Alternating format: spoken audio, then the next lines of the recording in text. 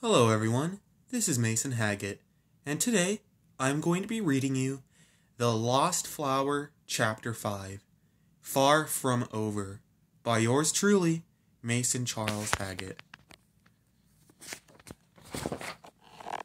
Narrator: Scott and Cherry come flying out of a portal. Scott: Now this, Cherry, is... Cherry the flower, not your home. Scott: Sudden realization. Oh yeah, this isn't. Wait a minute. Is this another dark realm? Narrator: They're in a jungle-like environment. They can hear the crowing of birds from a mile away. The burning sun from above burns Scott's face. Cherry seems to like it, though. The sky is the same dark black as it always is. Just black, no stars, and the sun like a burning lamp in the sky. Cherry the flower. Yep, it is. Am I ever going to get away from this, Scott? Scott: Probably not. So that dark orb took us here, eh? Cherry the flower. Yep. Scott: Well... Narrator: Scott gets on his knees and screams, When am I going to get out of here? Narrator: All the birds fly out of the trees and go somewhere else. Cherry the flower: Well, nowhere, if you just sit there and scream like a little girl. Scott: But what do I do? Is there another dark orb behind another king's throne? Cherry the flower: Honestly, at this point, these stories are so cliche, there probably is. Scott: No! Cherry the flower: Well, let's get moving, Scott. I mean, you have a soccer tournament to get to after this, right? Scott: I guess, but that was last night. Narrator: Scott begins walking. They are silent for about 30 minutes. They walk past a beautiful lake, flourishing with water. They stop to take a drink. The water runs down Scott's dry throat like when you pour water on the ground in Arizona. Meanwhile, Cherry stops and sucks up some of the water from the ground using her roots. The flowers bloom and wave majestically in the wind as Scott sees that the sun is about to go down. Scott: Well, Cherry, seems like this should be a pretty nice spot to get some rest. Cherry the flower: Agreed. Narrator: Scott lays on a soft patch of grass. Cherry the flower: How's your leg doing? Scott: Good. Are you sure? Because you were limping the entire way here. Scott: No, I'm sure. Cherry the flower: You know what? Here. Narrator: Cherry wraps one of her leaves around Scott's cut open leg. Scott: What are you doing? Cherry the flower: Shh, it's all right. Narrator: This green light begins to appear around Scott's leg, illuminating the night sky and getting rid of all the mosquitoes. Scott can slowly feel his flesh move back into place. Cherry the flower: I'm using something called healing magic, which only healers can use, or at least that's how it was in my universe. I remember back before I became a flower, I wasn't that good at healing magic. In fact, I was very similar to my brother, more of an attacker. Scott: Hold up. So you're telling me that when you take your leaf off from around my leg, the cut should be gone? Cherry the flower: Yep. Scott: Wow! Narrator: Scott is shocked about this. Scott: I have a question. How are you better at healing magic now when you became a flower? Cherry the flower: It has nothing to do with the flower part. Nothing. When my universe was destroyed, somehow I ended up in another universe. Humans found me there and did terrible tests on me. They made me stronger, though. I escaped one day, however, and now they're looking for me again, with the help of the lords of the dark realms. Scott: Why do they want you so bad? Cherry the flower: I'm powerful and easy to contain. That's why. I can't teleport or create portals.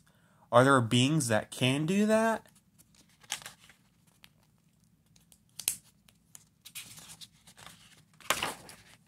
Cherry the flower: I do remember that Sans could teleport, but that's just from what Papyrus said. Sans died when I was too young, so I don't even remember seeing him. Scott: Say, was Sans and Papyrus goats like Cars real or something? Cherry the flower: Oh, trust me, There are many more types of monsters than goats. Sans and papyrus or skeletons. Scott, cool. Say how much longer is this going to take? Cherry the Flower, oh, only 45 minutes. Scott, oh wow. Cherry the Flower, who said healing magic would be easy? Scott, haha, good point. How many different types of monsters were there? Cherry the Flower, more than you could ever count. Meanwhile, narrator, Carsreal and the Ice Guards and human soldier come out of a portal into a new dark realm. Carsreal, alright guys, you heard what Mr. Mustache said. Guard 1, but we have never even been here before. Human Soldier 2, yeah, we don't even know this place. Carsreal, well, Mr. Mustache and the King of the Night Sky said that it's just a jungle and wildlife and a bunch of aggressive wild lizard men that want the lost flower for themselves, so come on. Guard 1 and Human Soldier 2, fine. Guard 2, but isn't there a king here? Carsreal, yeah, his name's King Chad. Guard 2, wait, really? His name's Chad? Carsreal, yeah, why? Guard 2, well, that's a stupid name. Narrator, everybody begins laughing hysterically. Carsreal, guys, be quiet. Everyone shuts up. Carsreal, I have a strange feeling. Guard 1, like what, boss? Carsreal, like we're being watched. Narrator, Carsreal snaps his fingers and summons one of his rainbow swords and throws it backwards into the trees, hitting someone in the face. They go to see who it is, and it is a human-sized gecko that is wearing some spy-looking clothes and holding a recorder. Carsreal smashes the recorder with his bare fists and grabs the sword from the lizard's head. Human Soldier 2, crud, what are we going to do now? Carsreal, well, obviously, you idiot, you are going to get your big rifle and turn those schmoes and daves into rose and graves, okay? I've seen your kind destroy thousands of very talented magic-yielding monsters with those things, so don't show me you're scared of an oversized iguana that can talk. Human Soldier 2, sir, yes, sir. Carsreal, good. Say, do you two popsicles have anything to say? Guard 1, no. Guard 2, I think we need more men. Carsreal, you kidding me? Just to find some toddler and a flower? You know, back in historical times, Leonidas I led 300 Spartan soldiers against what was probably thousands of Persian men. And you guys are telling me that you can't fight a few lizard men and capture a kid and a flower that just so happens to be my sister? But that's besides the point. Do you understand what I'm saying? Guard 1, Guard 2, Human Soldier 2. Sir, yes, sir. But those were Spartans. Carsreal, I'm sorry, I did not hear you. Can you repeat yourselves? Guard 1, Guard 2, and Human Soldier 2. Sir, yes, sir! Narrator, the noise is so loud all the birds fly away. Carsreal, geez, not too loud, you idiots. Are gonna notify everyone that we're here. Guard 1, but boss! Carsreal, I'm sorry, but did I ask? Guard 1, no, sir. Carsreal, good. So how about we sleep here for the night? Because you two popsicles look like the freezer section when some idiot that is totally not me leaves the freezer door open, even though it's only 75 degrees outside right now. Guard 1, sir, we are kind of made out of ice. The freezers. Guard 2, and we kind of melt too. Carsreal, did I ask? Anyways, let's sleep now. Narrator, the hunters go and find a nice bush of grass and fall asleep.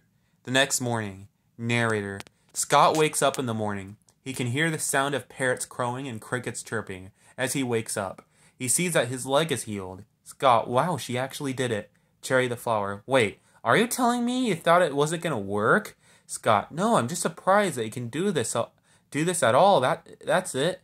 Cherry the Flower, don't worry, you're not the only one I've surprised. Scott, yeah, I bet. Cherry the Flower, so what are you waiting for? Let's wake up and go for the gold. Scott, okay then, just hold on, let me get up very quick. Narrator, Scott gets up and plucks Cherry out of the ground and puts her on his shoulder. Scott, alright, let's go. Narrator, the two heroes go on their way, walking through the jungle. They hear the crunching of branches under their feet. Scott, you know, I thought that the crunching was over with the snow, but now I have to deal with the crunching of branches and slippery dirt and leaves and ant hills. Cherry the Flower, ha, right? Snow is worse though, just saying. Yup.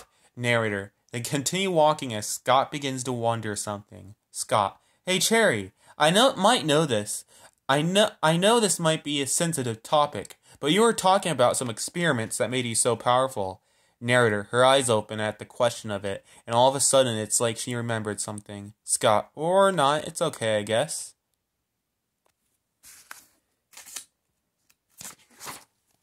Narrator, they continue walking through the jungle as it begins to rain. Scott, oh, come on! Cherry the flower, hey, the rain is okay. It's kind of peaceful, actually. Well, until it starts raining harder and the lightning starts happening, but that's besides the point. Scott, you're funny. Narrator, they walk in the rain, jump in puddles and towards where they need to go. Scott, actually, Cherry, I just thought of this now, but where are we even going? Cherry the flower, I have no idea, actually. We've just been following this path. Scott, great. So do you have a map? Cherry the flower, no. Scott, then do you have a magical ability that can help us right now? Because you're loaded with them, if I'm not mistaken, correct? Cherry the flower, correct. Let me try to remember. I do have this ability where I can track a building in a specific area. The problem is, I don't know what the castle looks like. Scott, then track the orb. You saw it when we were fighting the King of the Night Sky, right? It literally had magic evaporating off of it. How could you not track it? Narrator, Cherry puts her leaves on the sides of her head and closes her eyes. Cherry the flower, oh, I got a signal of it. Scott, hold up, you actually do? Cherry the flower, yep, so go north. Scott, okay then. Narrator, they go north as Scott feels a hand land on his neck. Cherry the flower, Scott, look out!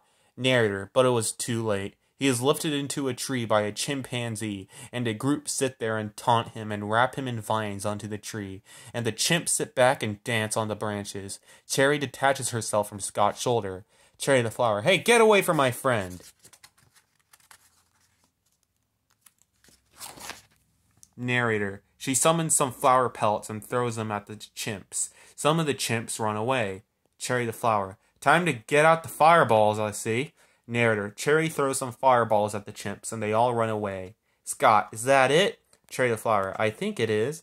Narrator, then a chimpanzee appears behind and prepares to take a bite out of his head. Cherry the flower, Scott, behind you! Narrator, out of nowhere, a huge axe comes flying at the chimp, killing it and setting Cherry and Scott off the tree. Say, does somebody need a hand? Narrator, Scott sees a weird-looking bony hand. He grabs it as a big, tall skeleton wearing a suit of armor with a mildly broken skull helps him back up. George, say the name is George, and it is safe to say that you're in great danger. Earlier that day. Narrator, Carsreal and the soldiers are walking on the path. Guard 1. Say, where does your compass say we need to go? Carsreal, so far it says north. Human Soldier 1. Where is that taking us? Carsreal, in the Dark Realm, the compass always points towards the orb. So that's where we need to go, because that's where our prey is going. Guard 2. Makes sense. But isn't that where all the evil lizard people are? Carsreal, yes. But we'll be able to evade them, right? Guard 2. Yes, sir. Narrator, they continue walking north in the beautiful jungle as it rains. Carsreal, you know, I've always liked the rain. Where I came from, there is no such thing as rain. It's calming and peaceful. Human Soldier 2. Hey, boss? Carsreal, yeah, what do you want? Human Soldier 2. Say, who were you in your old universe? Carsreal, glad you asked. At first I was a military general. I led an army of more than 10,000 highly trained monsters. Then, when we were banished underground again, I became a salesman, trying to make a living. That's my story in a nutshell. Human Soldier 2. Oh, wow. Guard 1. Did you ever think you would be leading a couple of soldiers like us through the jungle in an entirely different universe? Carsreal. No, I did not. I never would have thought this, honestly. In my old universe, I just thought I would be stuck stealing things for the rest of my life, selling things for the rest of my life. Ever since that, life has been a blur. Narrator. They're quiet for a second as they continue on. The soldiers wonder how they're going to get back to their own dark realm. Guard 2. Hey, boss. Just curious. How do you plan to get back to our dark realm? Carsreal. Well, I see. Mr. Mustache gave me this. Narrator. He pulls a weird disc out of his pocket. Carsreal. You know, all you need to do is push this button, and it will teleport you guys to your home. Guard 2. That's cool. Human Soldier 2. Yeah, Mr. Mustache always has the coolest thing set up for us. Carswell. So is this Mr. Mustache guy like a scientist or something? Human Soldier 2. I think he just owns a science lab. I'm not very sure, though. Carswell. Oh, that's cool. Narrator. Then Carswell begins to feel the presence of somebody else behind him. Carswell. Oh, don't worry, I know you're there. Guard 1. Who is he talking to? Guard 2. I don't know, he's a bit of a weirdo. We found him in the trash can, remember? Guard 1. Oh yeah, that's right. Narrator. Carswell turns around and quickly grabs an invisible arm and hears a loud clang against the ground as he does. Then he summons one of his rainbow swords and stabs it through the invisible foe's chest. He turns visible and falls to the floor as he dies. He is a chameleon that walks on 2 feet, wearing a t-shirt that has some type of royal badge on it, and shorts. His knife fell to the ground.